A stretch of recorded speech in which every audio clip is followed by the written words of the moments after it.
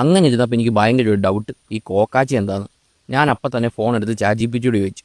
Chat പറഞ്ഞു, ഓ അത് വെറുതെ പിള്ളേരെ പറ്റിക്കാൻ പറയുന്നതാടാ, അങ്ങനെ ഒരു സാധനമൊന്നുമില്ല. പക്ഷേ ഞാൻ വീണ്ടും ചോദിച്ചേ, ഈ കോക്കാച്ചിക്ക് പിന്നിലുള്ള കഥ എന്താണെന്ന്. അപ്പം നേരത്തെ ഇങ്ങനൊരു ജീവി പോലും ഇല്ലെന്ന് പറഞ്ഞ ചാറ്റ് കോക്കാച്ചിയുടെ കഥ പറയാൻ തുടങ്ങി. ചാറ്റ് പറയുന്നതേ സത്യത്തിൽ കോക്കാച്ചിയല്ല, കൊച്ചമ്മണിയാണെന്നാണ്. കഥ ഇങ്ങനെയാണേ. പണ്ട് പണ്ട് കേരളത്തിലൊരു ഗ്രാമത്തിലില്ലേ, കൊച്ചമ്മണി എന്ന് പേരുള്ളൊരു സ്ത്രീ ജീവിച്ചിരിപ്പുണ്ടായിരുന്നു.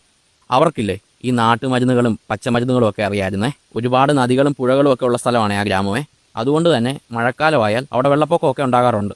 ആ സമയത്തില്ലേ ഈ ഗ്രാമത്തിലെ ഒരുപാട് പേർക്ക് അസുഖങ്ങളൊക്കെ വരാറുണ്ട്.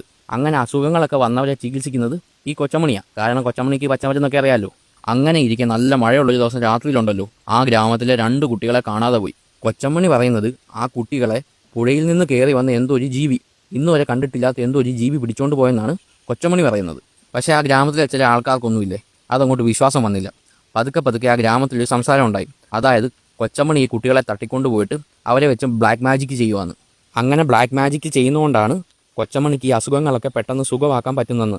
അത് ആ ഗ്രാമത്തിലുള്ളവരെല്ലാം അങ്ങ് വിശ്വസിച്ച് ഒരു ദിവസം രാത്രിയിലുണ്ടല്ലോ, അവിടുത്തെ നാട്ടുകാരെല്ലാം കൂടി കൊച്ചമ്മണിയെ പിടിച്ച് അവരുടെ ദേഹത്ത് വലിയൊരു കല്ല് കെട്ടിയിട്ടില്ലേ, അവരെ ആ പുഴയിൽ കൊണ്ടിട്ടു.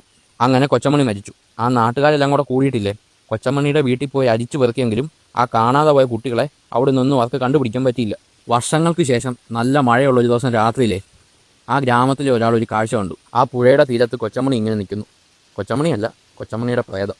പക്ഷെ അവൾ ഒറ്റയ്ക്കല്ലായിരുന്നേ, അവളുടെ കൂടെ ഒരു ജീവി ഉണ്ടായിരുന്നു. മനുഷ്യരാരും ഇന്നേ വരെ കണ്ടിട്ടില്ലാത്തൊരു ജീവി, കൊച്ചമ്മണീസ് പെറ്റ്, കോക്കാച്ചി.